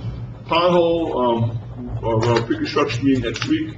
We're waiting for Verizon to move one more pole, which is kind of holding us up a little bit because that pole moves, so we start working on the pothole closest to Lakeside Avenue. But we have that pre-construction meeting and move forward there. Lincoln Avenue is still at the DOT for review, and Joe Grill is at the DEP for review. Once Lincoln Avenue is done, we'll go out to bid relatively quickly on that project, and we don't believe we'll get any DEP feedback on Joe Grill until sometime in the fall. The state really is not back to full operation yet, And so, dealing with people in Trenton is like, dealing with a ghost, so that takes a while, unfortunately. I received the plans and specs from Jim Cotillo for the library bathroom addition. That's now been sent on to the county's coordinator for the federal funding under the CDBG program to make sure we meet all the federal guidelines and all federal language that has to be put into our specs. And once that's done, we can go out to bid. And so I'm hoping that might be a August bid. It's not a large project, so hopefully that will get done relatively quickly. In September, I'd be hoping. As the mayor said, we had a long conversation yesterday with Northwest Strategies to look at doing some projects with the American Recovery Act. We're going to be getting a total of $1.2 million over the next 2 years, 500 and change this year, 500 and change, 600 change next year. And you'll have until 2024 and then probably 2026 to spend all of that. As he mentioned, we're looking at doing some grants that will be done through a lottery process. We're going to have one lottery for nonprofits, one lottery for regular businesses. Businesses are going to be tiered based upon amount of employees. We don't want to get into economics and say, well, how much money did you lose during the pandemic? We felt it was better to try to do it relative to people in bid, where bid members are part of the bid area, and do it by number of employees. And we're hoping, based upon dollars and cents, maybe $5,000 for each business, depending on how much money we have available. The state's requirements to do, though, it makes a little difference. We have to do a loss analysis to prove how much revenue we did lose. Now, of course, as you know, we did some budget finagling, so we didn't really come in 2021 maybe as far as our towns, but there is a loss there on the books. We really do math. So that loss has to be, I'm saying, put aside for our purposes. And that allows us to do things like buy stuff like the PP and other things we did under the original CARES Act and for other purposes. So I'm hoping, all said and done, we'll probably have maybe $300,000 this year to give to our community and $300,000 next year. That's kind of what would be my aspiration. So see where that goes. But again, like the mayor said, not many towns are doing this in New Jersey. In fact, we're on the phone with Mike Fabrizio, who's our director of the bid. He works in Morristown. He had no clue Morristown was getting probably more money than we are. And he was shocked. So I think, like I said, when we first began this discussion a few months back, I think it's important now that we start to provide some social services to the community. So we're trying to do redevelopment, trying to keep our businesses from going under. I think this is a good way to do it. And it's at no cost to us, and it's at no cost to them. So it makes a lot of sense. It's a win-win for everybody. And the reason we're doing a nonprofit is just because some people were asking.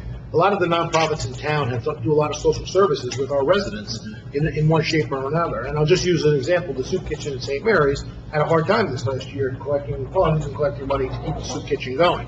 So if we can help out with something like that, that's just an example. That's why some nonprofits will be introduced into this grant opportunity also. We're lucky enough to have a bid in town, a business improvement district, so they're in contact with the the businesses, so they can kind of get some formal information on how we're going to run this. I should also add, because I've had residents come up to me, we do have, it looks like a lot of stores empty in town, especially the old car dealership and the Sujan construction building there. Those are empty because they were just sold to the developer, which will be torn down in probably the next month or so, and that whole block will be redone. So on the other side too, there's some stores that'll be torn down. So I know when people drive by, if you don't pay attention to what's going on in town, they'll say, wow, there's a lot of empty stores. We're hoping to put up some signs to let people know as they drive by, hey, look, this is coming in the next 6 months, 8 months, just so people are aware of that. Any questions for the administrator? Nothing? Okay. Mayor, Yep. may I just say something about the election? I know Yep, sure. Councilwoman Kent acknowledged the volunteers over at the first aid. And I have to say that not only did they help me the day of, the machines are delivered, so they come and open up the buildings the day when the machines come, when they're picked up on Monday. But not only at the first aid, the fire department, Al Evangelista was there at 5 o'clock in the morning. He set up, he helped out, as well as the custodians. The day that they delivered the machines, the schools were closed, so the custodians had to come in just that morning. So there are a lot of volunteers that really make the day happen, and our poll workers, we were really short poll workers, and a lot of the residents stepped up, so, and it was a hot day. There were 3 polls with no air conditioning, so it was a long day in those sites. So there's a lot of people that really helped make the election day. And of course, there's you, who's here the whole time running the show, so, you know, you keep that all running together. But there really are a lot of volunteers. You don't realize how many people make the day happen, so. And just so everybody knows for the future, we need to push as politicians and as residents, this was a one-time grant of $400 to poll workers. They haven't said they're gonna keep going forward with $400 yet. You know, and I was talking to a poll worker when I was in voting, she said, you know what, it's $200, it's $8.30 an hour that we get paid. And they wonder why they can't get poll workers. Well, they're paid very little. The state really has to come up with a plan to pay the $400 moving forward. It's a 12-hour day, right? 12, 13? No, 15, more than 15. You start at, 15-hour day. you have to be there at 5 and you don't get out till. But if anybody is 8 or interested 9. in being a poll worker, I can't tell you what the price is. This time it was $400. It could be $400 again, I don't know. You do have to take a 2-hour class, and we can hook you up, and you can work right here in town. It doesn't matter what party you're affiliated with, and you can work if that's something you're looking to do. So just keep that in mind. You can contact our Liz if you're interested, Yes. right? And the calendars will be out in Oh, another week thank or you. two. All right, so yes, I've gotten a lot of calls about the calendar. We purposely put the calendar to come out right when it ends. We don't send the calendar 2 months early, because then it goes somewhere and nobody can find it. And people panic when they don't see their calendar there 2 weeks before the calendar's over. So give it time, everybody's gonna get a calendar, and if you don't get one, please let us know. You can come to Borough Hall, we'll get you one, and we'll take it from there. But in the next 2 weeks, you should receive your calendars. Okay, can I have a motion to open the meeting for public comments? So moved. Council President Devine, Councilman Begg, all in favor? Aye. Against? Anyone from the public like to address? You go next.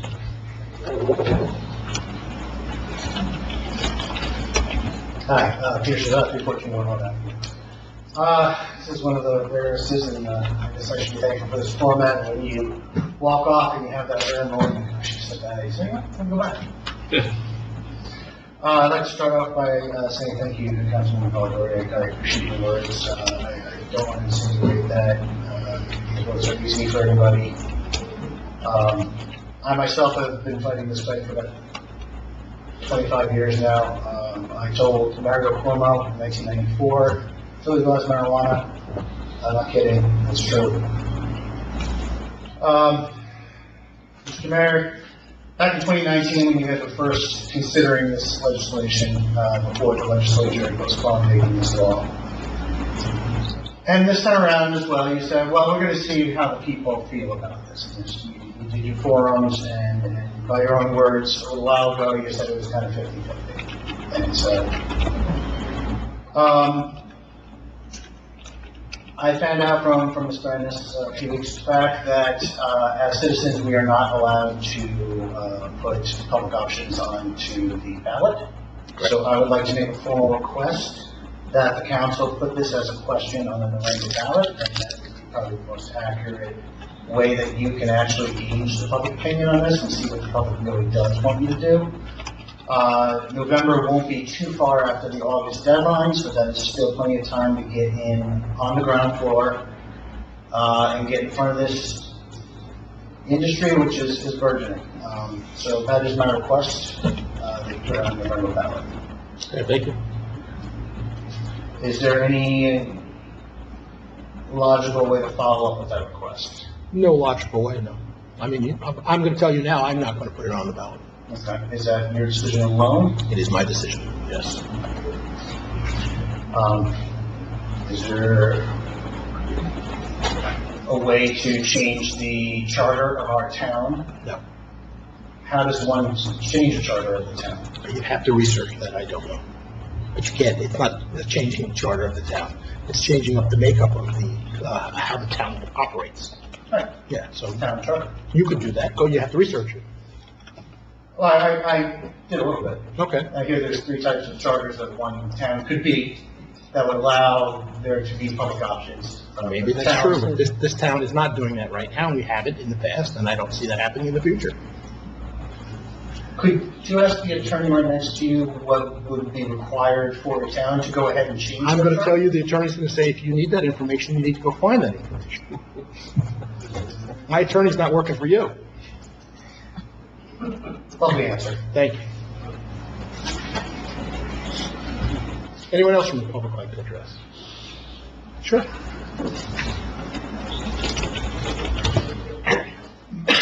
You are an amazing man. I'll tell you.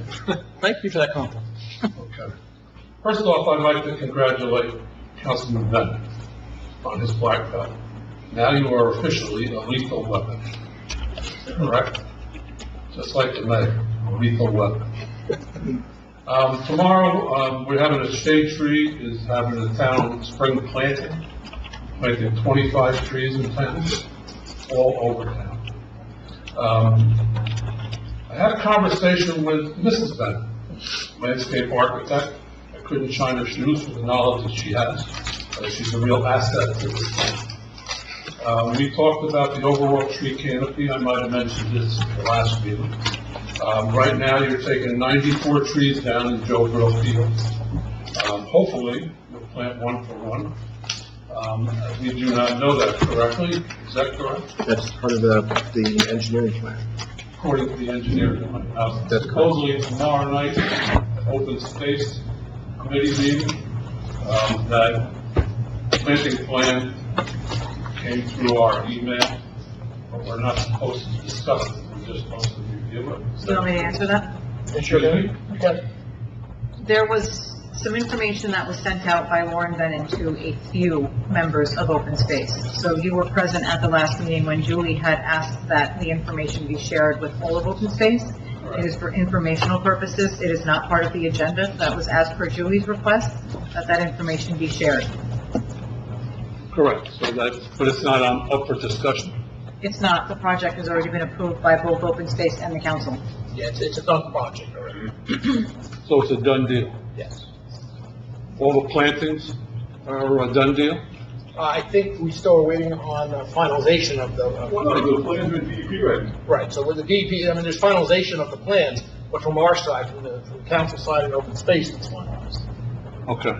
According to what I've been trying to find out on our website, as far as I had mentioned the last meeting, in the shade tree ordinance, when it came up and Mr. Boyle sent me the newer version, it said that all plantings in borough properties and parks are subject to review from the Shade Tree Commission. That never came across our board. I'd have to go through that. Does it say that? I don't know. But at the end, but let me just say this, it may say that, but at the end of the day, the approval comes from the council, it doesn't come from the groups. So According to the ordinance, I can't believe it, maybe I'm wrong, I can't believe the ordinance would say it has to be approved by a committee. I looked through the website. For me, it's a nightmare to try to find the actual up-to-date shade tree ordinance. Yeah, I'll have If Kevin could help us, Yeah. or Councilman DeLine could help, we would appreciate that. We're operating Shade Tree Commission, and we're not even sure what responsibilities we have. Okay. So if I you can guys print could, the code out for him. Okay, well, I guess there was a confusion on the recent code, right? There was a change, correct. right? Yeah, we can get that to you. Because right now, we're taking down 94 trees in Joe Brill. With the car wash over here by the Dutch Reformed Church, they just took down 30 trees. But that's private property. Overall tree canopy of the town, Mr. Mayor, that's borough property and private property. Overall tree canopy of Right, the but what I'm town saying is is- a discussion. Right, but the private property, we can't tell them what to do there. Overall tree canopy of the town is the discussion. This is what the discussion is going into the future, possibly changing the shade tree ordinance where we have jurisdiction over private property, trees, like the town of Oakland has. This is just a discussion. Right. I'm just stating the number. 30 trees were taken down there. 3 trees were taken down on Colfax Avenue, according to the road. 3 trees were just taken down on Midland. On our fall and spring removal list, 64 trees were taken down. That's 194 trees were just removed. We're planting 25. And how many trees do we have in town? Do you know that? Borough property, the number, wherever it came from, I do not know. From what I understand, Councilwoman Kent can maybe help us out there. But they're talking about 3,000 trees. So what is the percentage of 194 trees out of 3,000, replacing 20 or 90% of that? Well, what we're trying to do is we're trying to keep the overall tree canopy as it is, or as it can grow. So we need your help, and you have been helpful. The council has been helpful with plantings. Mr. Boyle's been helpful. You guys have been helpful with funds for us to keep doing this. This is a discussion from now and to the future, where Mrs. Venon has been very helpful on it and very knowledgeable she is. So this is a discussion for the future. Okay, so... I'm not here to hit you with statistics. No, I know. I'm just saying, the one thing I have to remind everybody is Mrs. Venon, who is very knowledgeable, is not on Shade Tree Commission. Okay? She doesn't work in that capacity.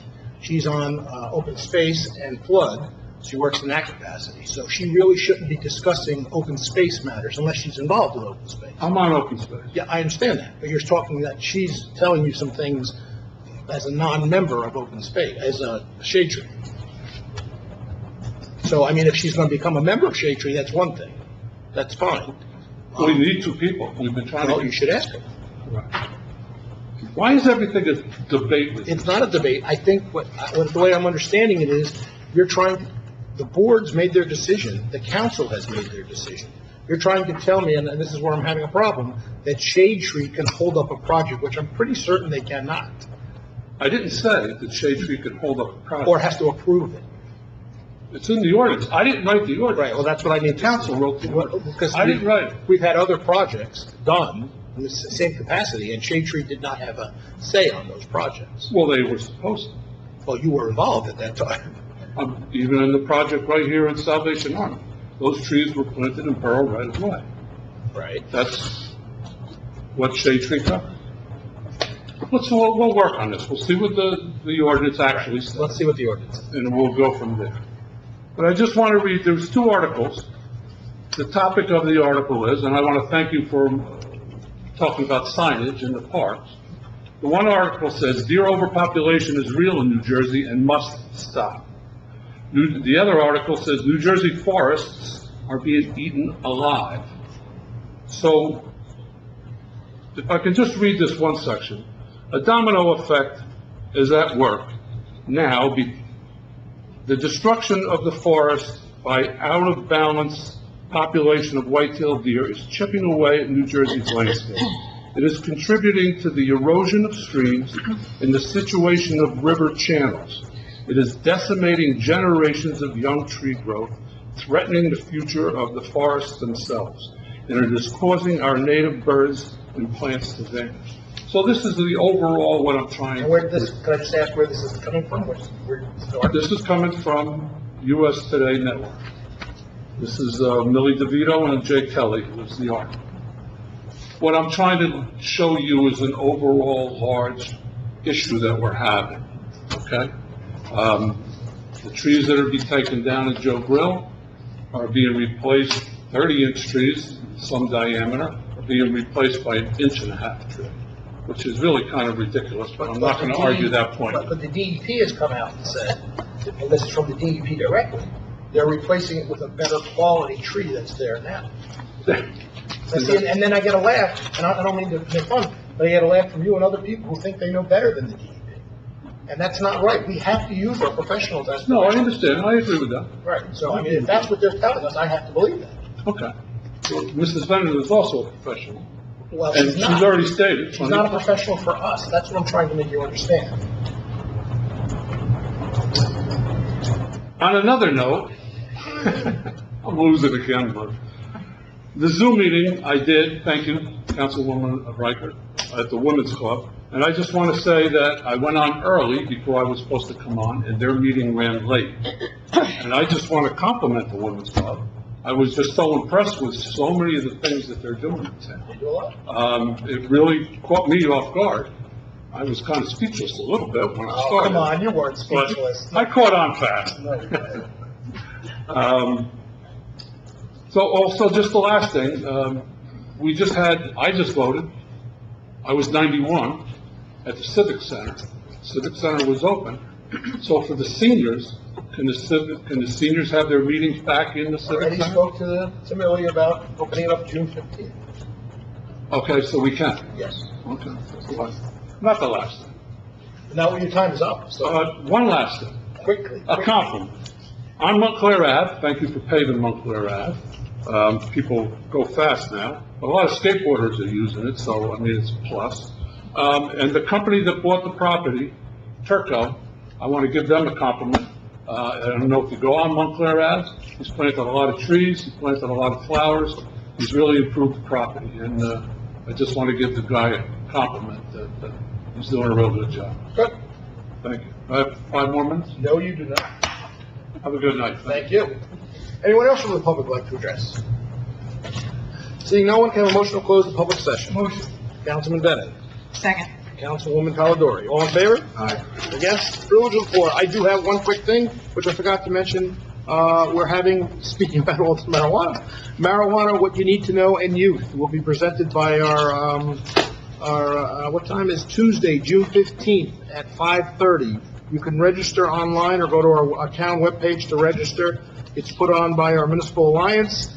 They've got some great speakers on it, and they're hoping to get some people to show interest. This is really about marijuana and youth, okay? This has nothing to do with what we're talking about here today. Anybody else privileged for it? Yeah, no? Okay, motion to adjourn? Motion. Councilman Betty. Councilwoman Polidori. Thank you, everyone. Thank you.